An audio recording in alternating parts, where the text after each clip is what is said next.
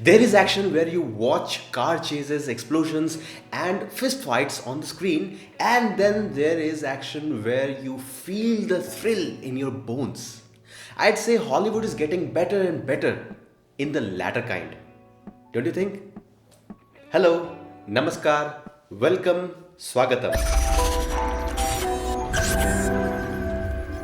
Today I am talking about the rhythm section. This action thriller directed by Reed Morano was released in January 2020 but came to Amazon Prime Video recently and I got around watching it just yesterday. This is another example of why novelists, barring exceptions of course, are not great screenwriters. We saw that with J.K. Rowling's Fantastic Beasts, and that is the root of my peeve with this movie too. Let's start with the reason why I found this movie interesting enough to talk about with you in the first place. There are two action sequences in the movie. Well, I must say as a side note, a movie that is supposed to be an action thriller should have more action. Where we see action, the one involving the protagonist Stephanie driving a car to run away from bad guys, that is one impressive piece of thrilling action. I understand that this sequence was conceived and shot before the awesome long take we saw in Extraction, the movie. But since I watched Extraction before the rhythm section, well,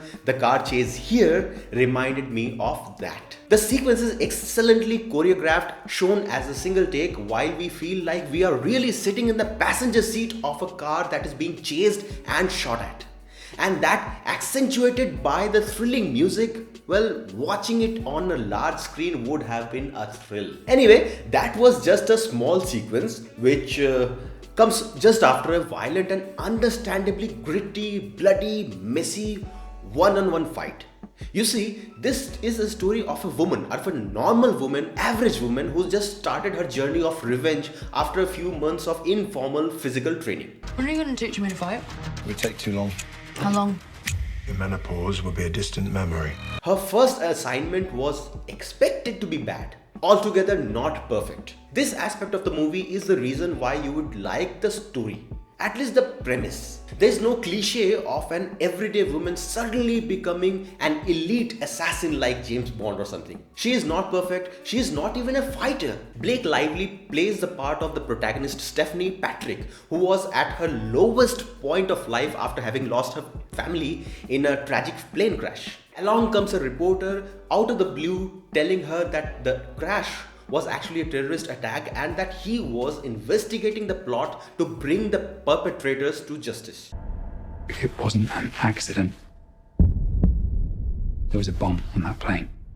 This ignites a spark of purpose and desperation in Stephanie, and she sets herself to the task of exacting revenge. She messes up and lands on the doorstep of a rogue MI6 agent played by Jude Law.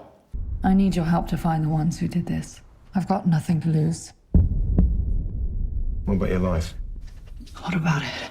This agent called B sees potential in Stephanie's desperation and trains her and then unleashes her into the world to surgically remove the people behind this attack. Now this is where it gets weird. Until this point, the tone of the movie is completely different.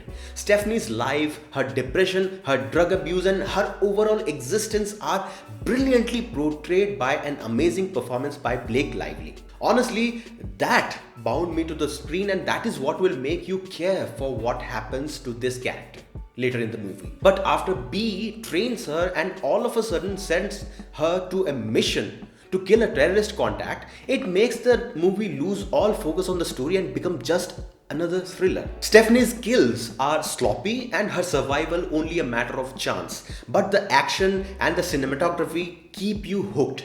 And then comes the twist. Suddenly a big baddie is revealed and it is all over in an instant. You know, there is something seriously wrong with the movie's story when the heroine herself has to speak out how she found out the truth about who the real villain was. I haven't read the novel, but the gist of the story is the journey of Stephanie as a person, how she has to adapt to different personalities to survive, and in the process she gets her revenge and discovers her real self. The movie, however, focused on the revenge part too much to actually be able to show the human part of Stephanie. Tell me where You're much more human than I thought you'd be.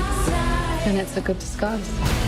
I mean, when Jude Law's character actually says that killing is the easy part, That's the easy part. What's the hard part? Living with it. the difficult part would be living with it. We expect this to reflect in Stephanie's character in the later part of the movie, but as I said, it becomes a completely different movie altogether after she's sent out in the field. Still, this movie is worth a watch on your TV at home, specifically for Blake Lively's performance. This is the same woman who played the spoiled brat in Gossip Girl, and she was the Green Lantern's girlfriend. She has won acclaim and accolades, but I personally didn't like her as a serious actress until this one. Do watch out for her. In this movie, Jude Law is Jude Law. Not that his star power is the driving force of the movie, his character is just there. Could have been any of the other hundreds of actors. The music, on the other hand, is a completely different matter.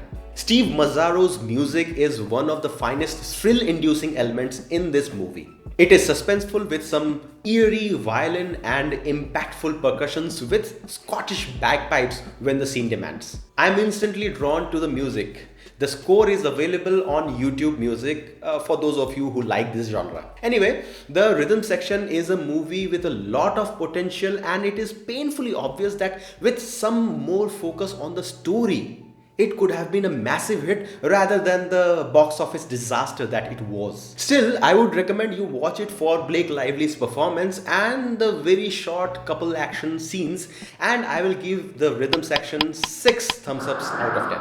What do you think? Did you watch this movie in theaters in January? Do let me know your thoughts in the comment section. As always, I'm eagerly looking forward to your feedback and comments. If you liked my review, please leave a thumbs up and share this video with all your friends. I'll be back with you soon with another review or a different video on any other topic. Till then, stay tuned with the Versatile Doctor with the help of this teeny tiny bell icon next to the subscribe button. You've been with Dr. Abhinav Atul, and it is my pride and privilege to be able to connect with you through this video. Namaskar.